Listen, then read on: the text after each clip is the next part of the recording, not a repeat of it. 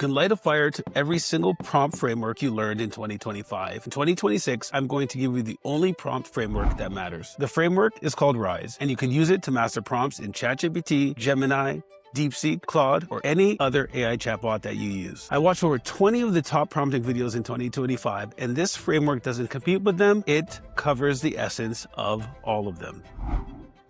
R is for role. You need to give the AI an identity. I is for intent. You need to define the outcome, not just the task. S is for steps. You need to force logic to stop hallucinations. E is for example. You need to show the vibe, not tell it. By the end of this video, we will go from garbage prompt, like write sales copy for my digital product, to this great one. Role. You are a world-class direct response copywriter. Intent. Write copy that makes hesitant buyers feel safe clicking buy on a $49 product. Steps. Acknowledge the hesitation, pivot to the new opportunity, low pressure call to action. Example, match this tone. This isn't magic, it's just the fastest way to get results without guessing. Now, let's build it step by step. So we start with the bad prompt. Write sales copy for my digital product. Now, this is garbage. This is how you prompted in 2020 or 2021. Unlock your potential. Revolutionize your workflow. This is the kind of garbage you're going to get out of that type of prompt. So why does this happen? Well, technically speaking, the AI is looking at a context vacuum. It has billions of parameters and you gave it zero constraints. So it reverts to the average of the internet. An average is never what we're going for. So we need to narrow it down.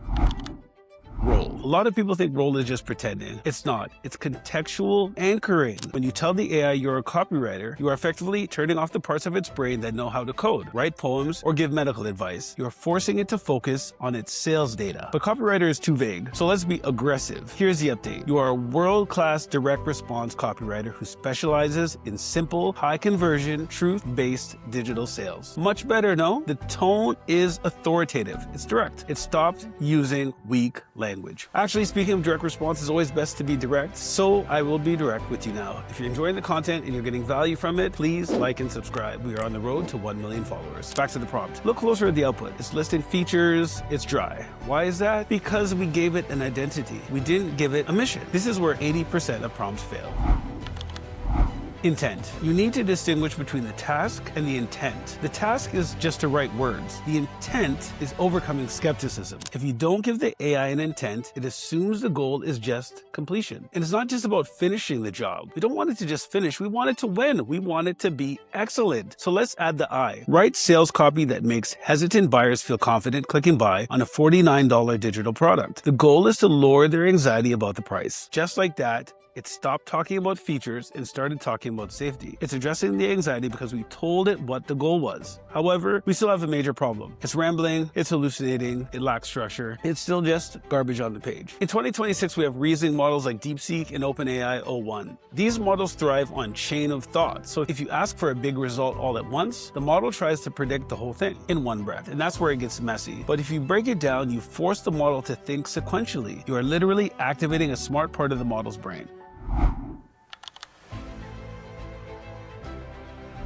We need S, steps. We're going to force a logical flow, so follow these steps. Start by naming the buyer's specific hesitation, pivot to the solution using a new opportunity frame, list 3 bullet points of benefits, end with a calm, low-pressure call to action. So look at that structure. It's clean, it's logical, it's no fluff. This prompt right there is 90 out of 10. You can actually stop right there. It is way better than any way you've been prompting before now because it's smart and it works, but it's still missing the human soul. It sounds like a smart robot, but it doesn't sound like you. So you can give it that final 10%.